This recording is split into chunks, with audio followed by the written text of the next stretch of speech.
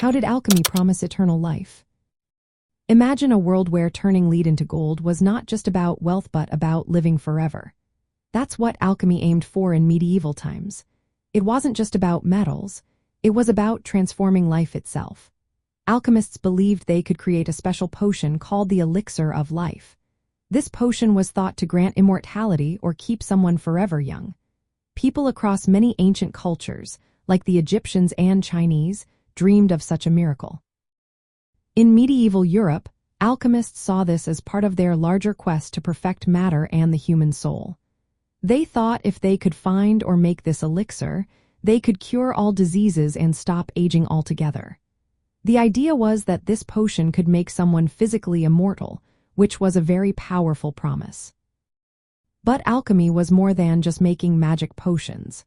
It was also a spiritual journey. Alchemists believed in a basic substance called the prima materia, which was formless and contained the essence of everything. They thought by working on this substance through symbolic steps like calcination, dissolution, and coagulation, they could reach the magnum opus or great work. This was about transforming not only metals into gold but also transforming themselves into better, more enlightened beings.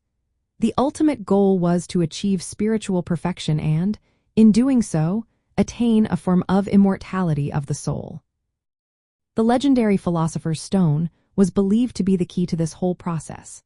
It was said to have the power to turn base metals into gold and produce the elixir of life.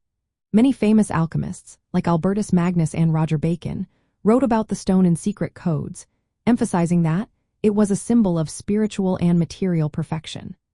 The stone represented the union of matter and spirit, hinting that eternal life was both a physical and spiritual transformation. Alchemists experimented with substances like mercury, sulfur, and gold, believing these materials held the secret to life extension. Some legends talk about Chinese alchemists like Zhu Fu and European figures like Nicholas Flamel who supposedly found the elixir or the Philosopher's Stone. However, these stories are mostly myths, and no one has proven they succeeded.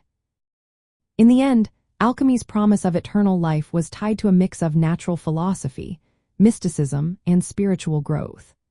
The physical quest for the elixir reflected an inner desire for healing, wisdom, and everlasting life of the soul.